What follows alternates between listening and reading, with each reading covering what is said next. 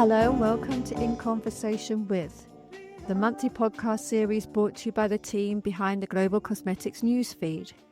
This year, we're exploring innovating cosmetics, and in today's episode, our focus turns to Generation X. Gen X influence on beauty is undeniable, representing around 25% of the total category spend, equating to $1.5 trillion according to the latest NIQ's data. This generation seeks products that balance benefit with simplicity, legacy with innovation, and luxury with accessibility. In short, they want beauty solutions that fit seamlessly into their busy lives, balancing careers, caregiving, and personal well-being. Yet while most brands are chasing Gen Z dollars, Gen X represents a significant and often under-leveraged growth opportunity for the beauty industry. So why has this generation been largely overlooked, and how are brands innovating to meet their needs? To help me answer these questions and more, it is my pleasure to introduce you to this month's panel.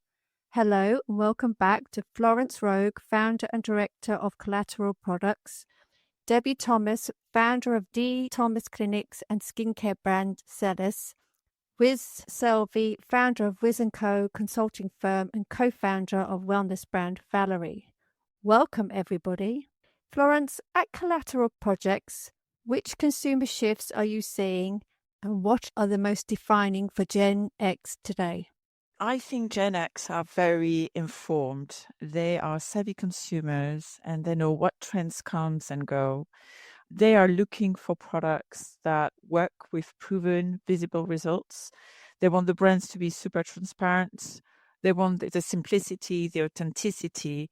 These are the key element that these consumers are looking for. And they are keen to have their own use of products. They don't want to use products from the younger generation, let's say. They're intrigued, they're curious, of course, but they don't want to buy these type of products. They want products that works for them and they want efficacious product. I think that's very key. So from an NPD perspective, it's all about science-based formulation with evidence and efficacious results. Personalization is very important as well, and it becomes obviously a priority to make sure it meets your individual lifestyle and your need.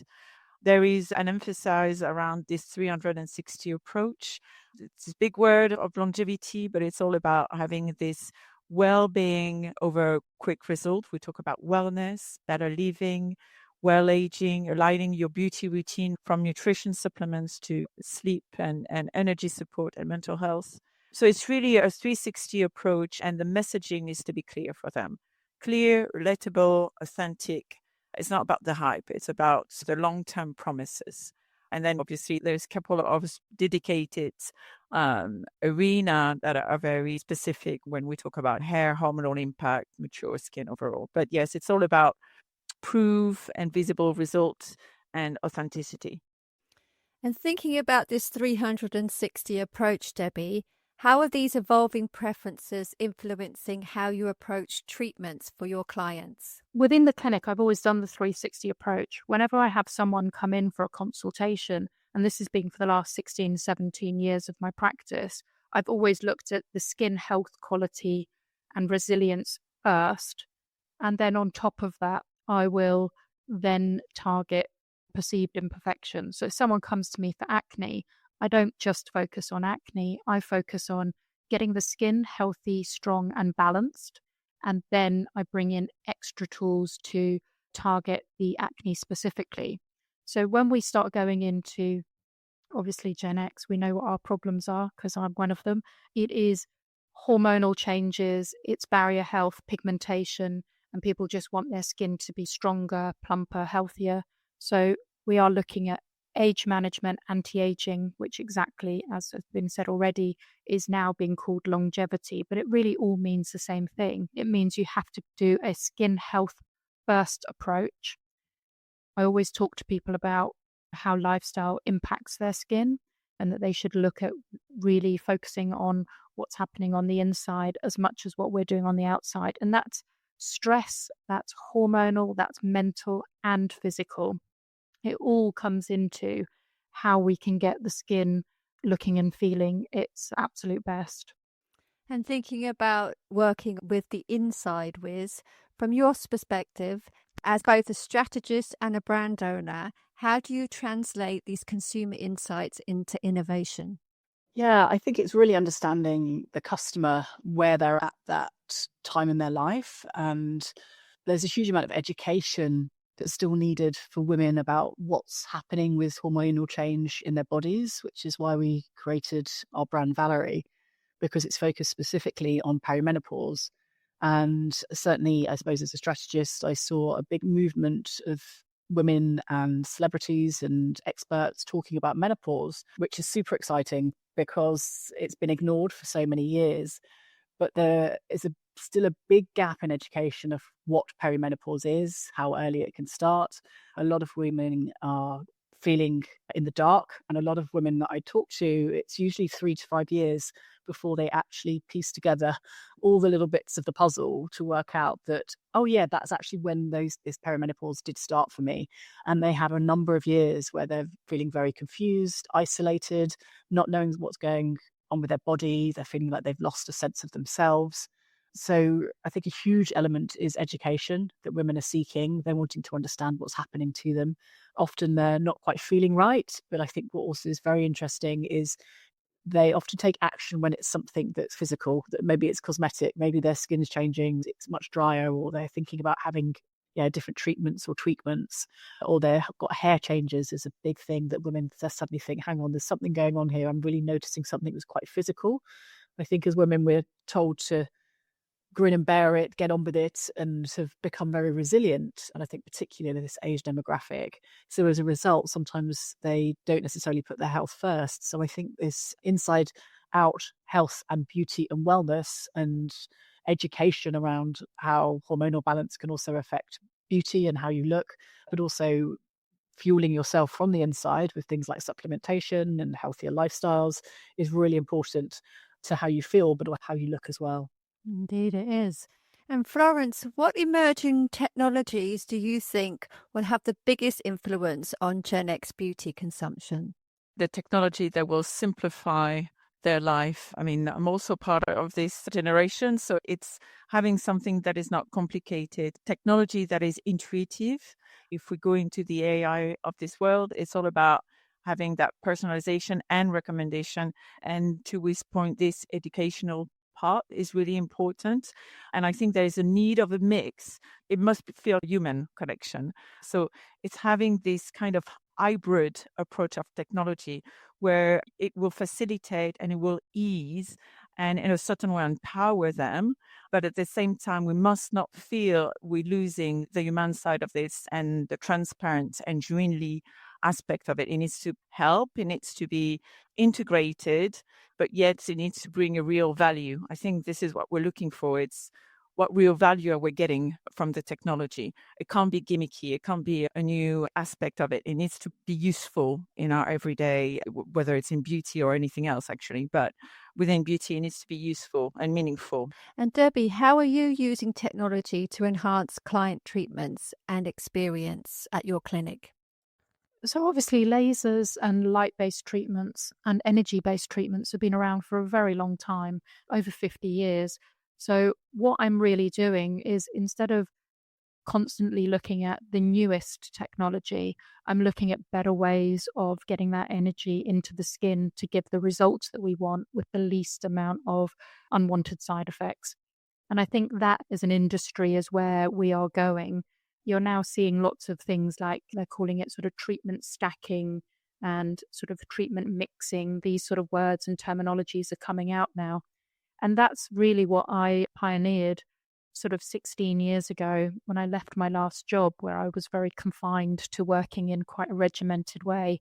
The reason I left was because I knew that to achieve my goal, which was healthy skin and long-term healthy skin as well, so actually working with these lasers and light-based treatments and even things like microdermabrasions and radio frequency, I knew that if they were used in a slightly different way, we could use them to consistently boost the health of the skin. So rather than just waiting for there to be something that needed fixing and aggressively treating the skin, I was like, actually, if we just constantly nudge the skin all the time and remind it that we want it to work really well, we can actually see really great results.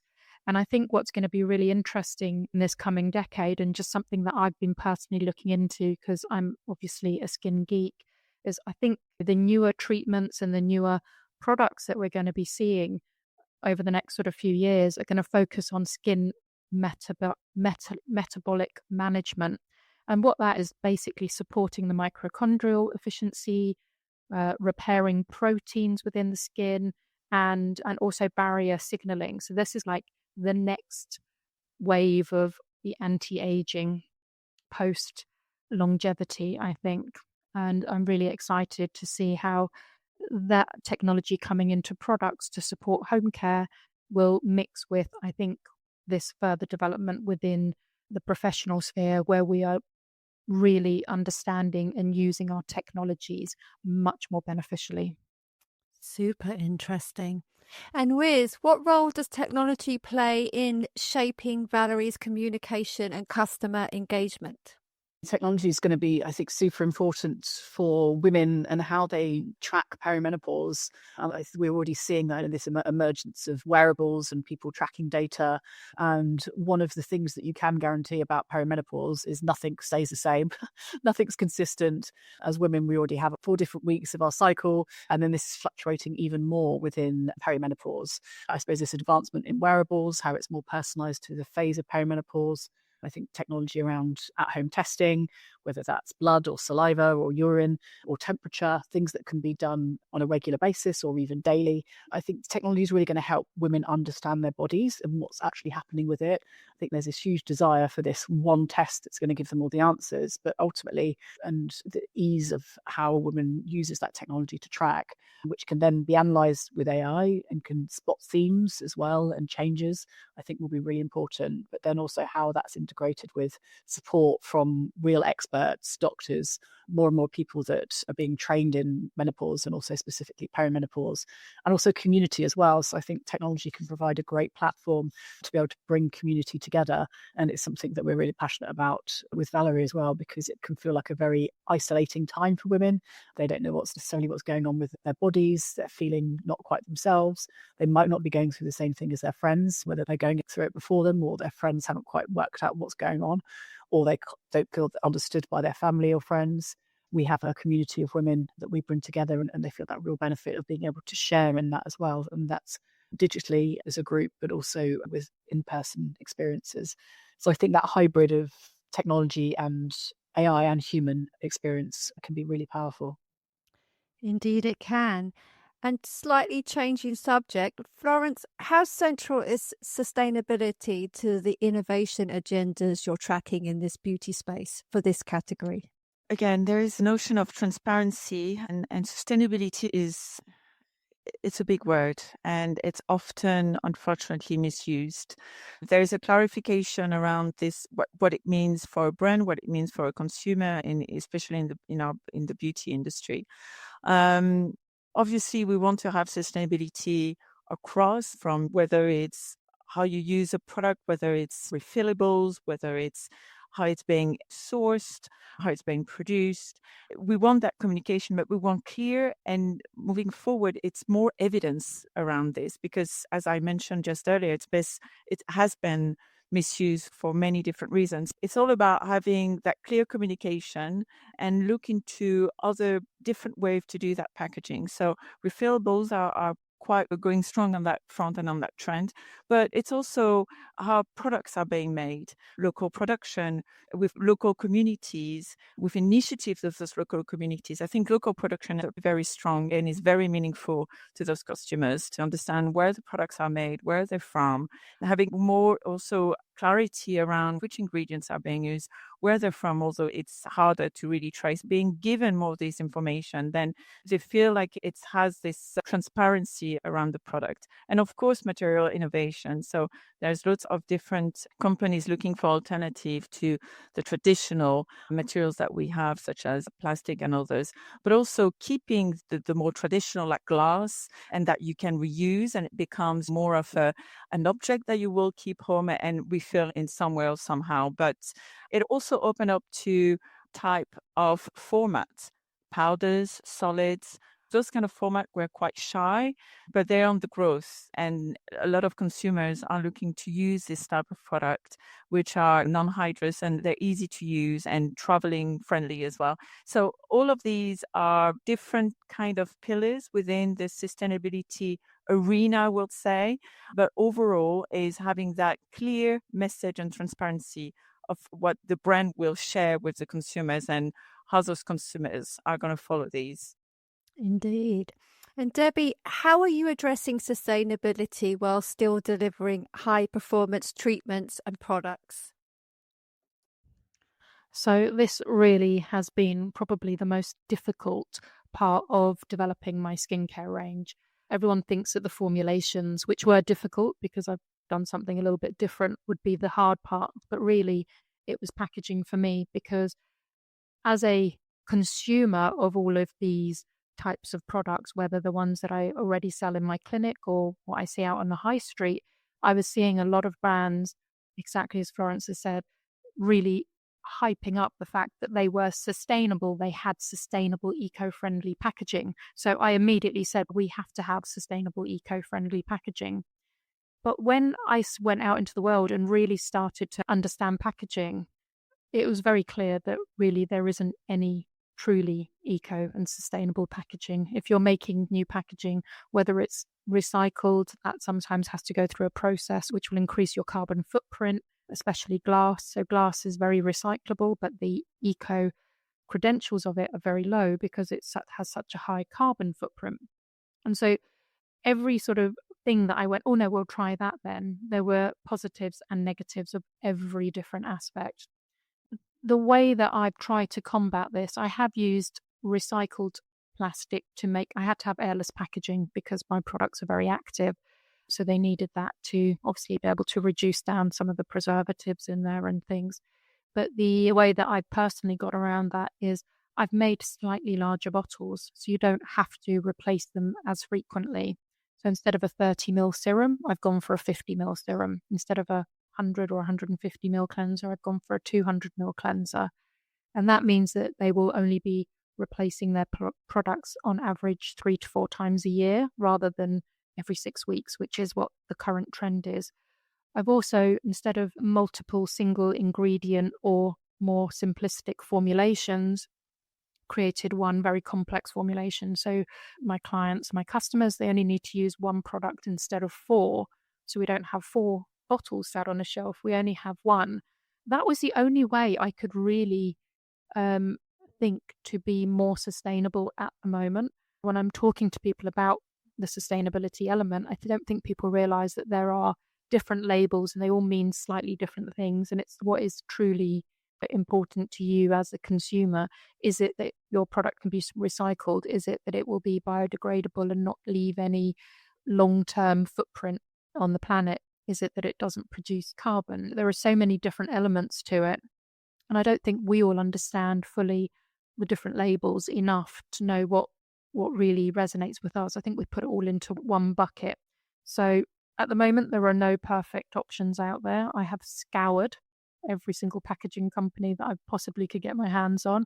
I think the other thing that I wanted to say is I think these brands that are greenwashing are doing a disservice to the production and the investment in both time and money into finding better options, because when consumers are buying products which they think are eco because the brand is saying that it is, it means that we as consumers are not putting as much pressure perhaps on companies to continue pushing to get better packaging options. So I really think that as a community, as a industry, we have to be very careful of what we say, because what we actually want to do is push our industry forward.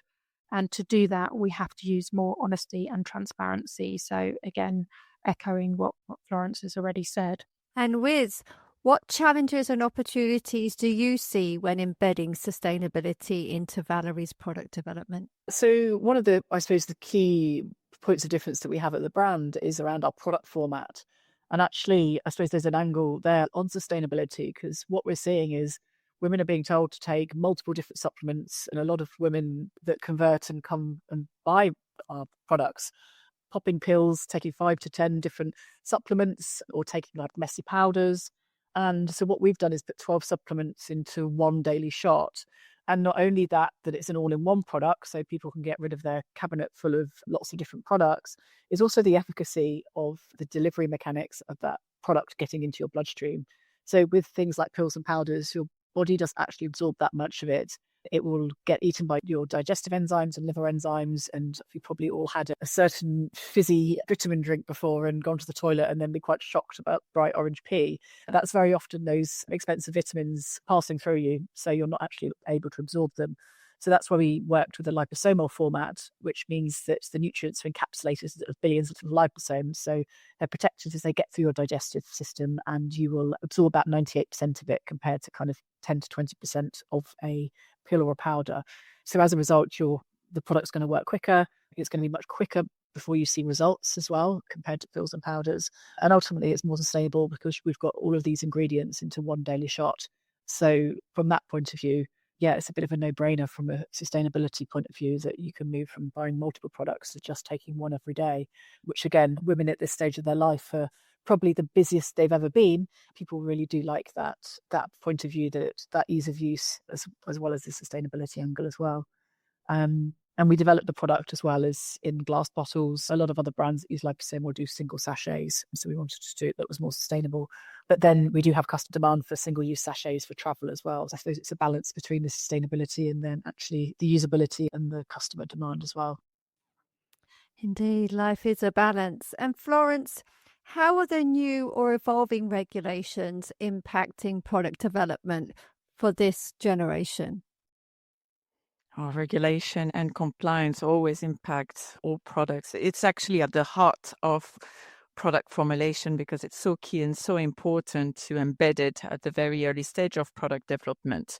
Compliance and regs, especially in the EU, which is one of the toughest and strictest regulatory requirements, has updates on ingredients, adjustment changes, or I think overall it's more about, again, that transparency aspect, making sure that the claims that are made are substantiated. I think it's really important.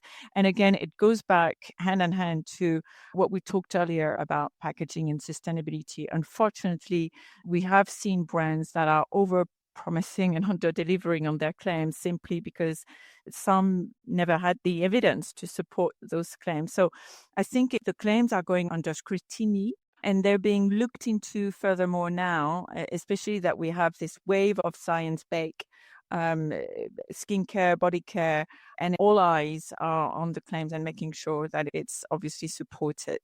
But compliance overall signals credibility. So if a brand has all the evidence to support, the consumer 100% will trial and will use the product. So I think regulation is always and often seen, and I'm not part of compliance team or regulated team, but I know it's seen as sometimes a roadblocker, but it should be seen as a reassurance from consumers and bringing more clarity and transparency to overall build more trust within the consumers.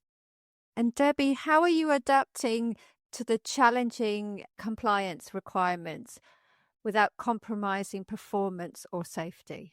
Again, so when I was looking at the formulations themselves, everything that we work with have been thoroughly vetted by the team of cosmetic scientists that I work with.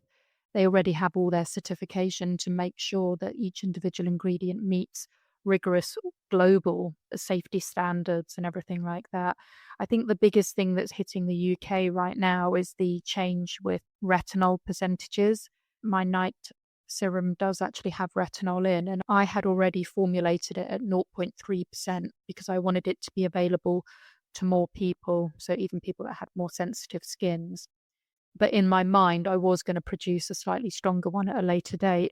And luckily, I didn't start with the stronger one because, as we know, within 2 years, you won't be able to sell anything above 0.3%. You'll only be able to sell 0.5%. It's definitely going to affect a lot of the product ranges that we sell in the clinic, that particular rule. So we'll have to see how they manage. They're going to have to reformulate, and the cost of reformulating, it's quite a big expense, especially to smaller brands and more niche brands as well. However, there is obviously these rules are put in place for a reason, and that's why we do need to adhere to them. So I think what you need to do really is just always err on the side of caution when you're looking at creating these products and follow what is already there. And part of the process that we had to go through is not just looking at what the UK market or the European market requirements are, but looking beyond that, because I do want my products to be sold globally. So you already start looking at what the differences are between different countries' rules and regulations. And a lot of it is actually more to do with the packaging and labeling than it is to do with the product itself. At the moment, there's still not a uniform recycle sign. When you are recycling in different countries, you have to have a different recycling sign because it's not universal yet. I think they're trying to fix that. But it means if you sell into other markets, you either have to completely repackage. Some of them will let you put a sticker over it, some of them won't. So even something as small as that can have quite a big impact in terms of regulation. But I know that for the first time, America is finally, I think, coming up to the similar standard or starting to regulate in a way that matches some of what the EU's been doing for a very long time.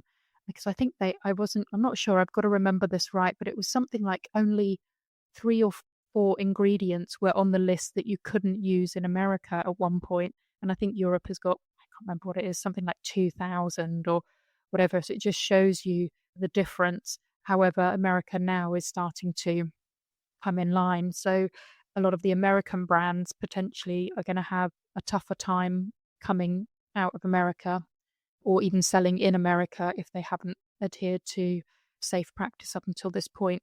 Yeah, I think regulation is a really important thing. Safety is always key. We always want to make any products that we make so that people are going to benefit from them, not be harmed by them.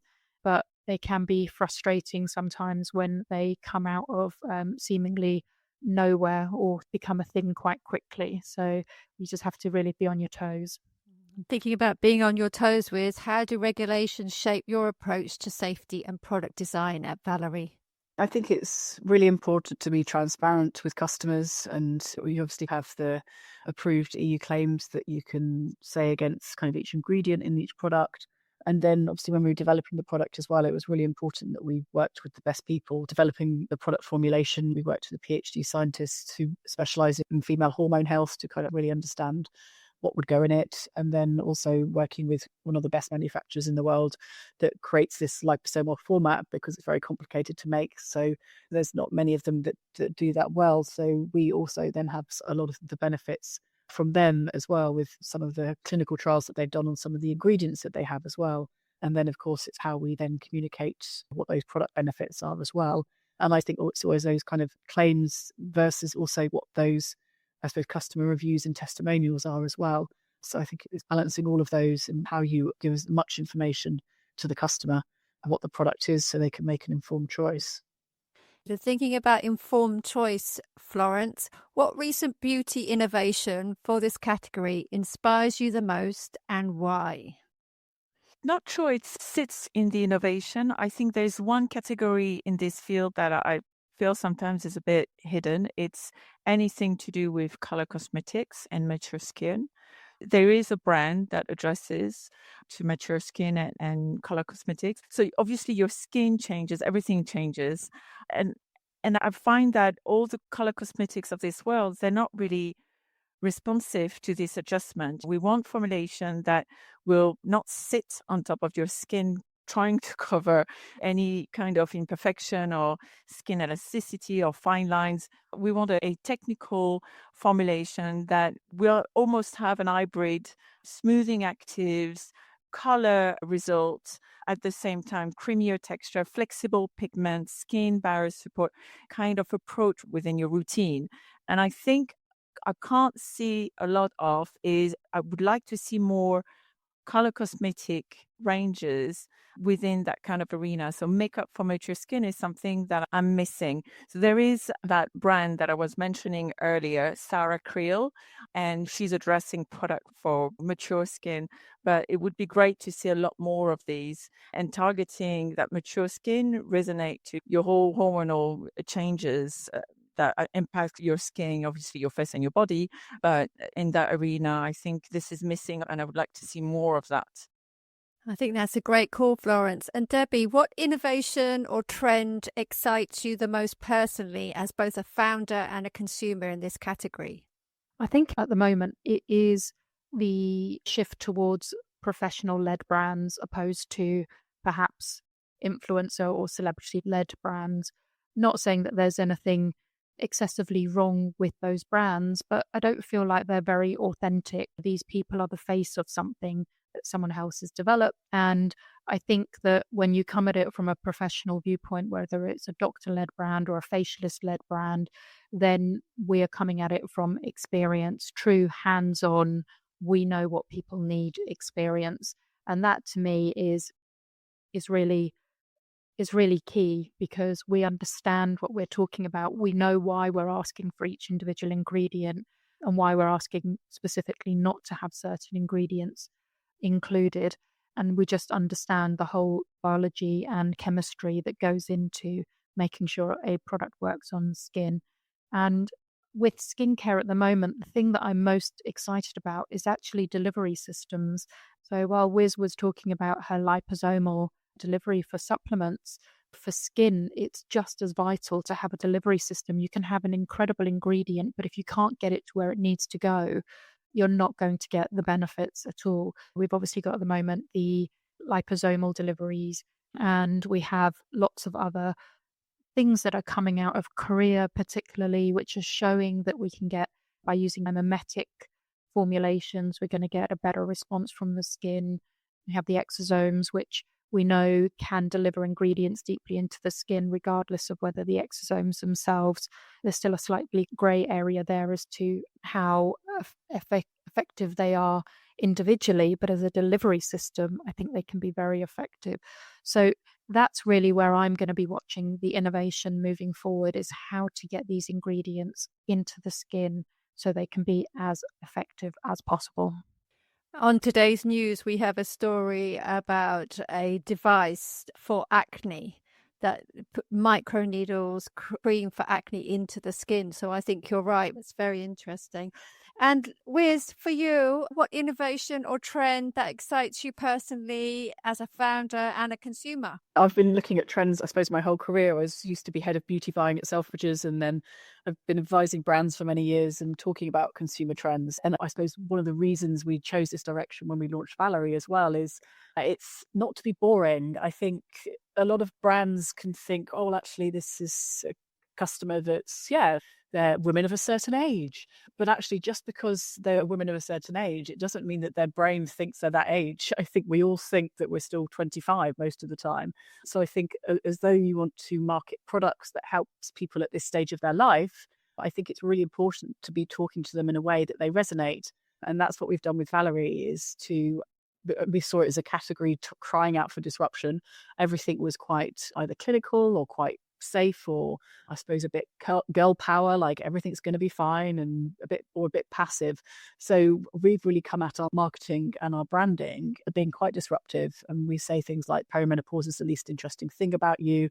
We're building a community and we call them our wild women. We talk about this kind of really stage of your life being very liberating, but also it's about being very real with people and very raw about this is what's happening with your body. And yes, it might not feel okay, but we're here to support you as well. So yeah, we've really positioned ourselves with some disruptive marketing campaigns that we've also won awards for, because we are standing out from the crowd and we're not afraid to say things that other brands are afraid to. That's really resonating with this customer. And with that, I would like to say a huge thank you to Florence, Debbie and Wiz for joining me today. And thank you to our listeners for tuning in to In Conversation With. We'll be back next month with more insights as we continue our Innovating Cosmetics series. Until then, take care and stay inspired.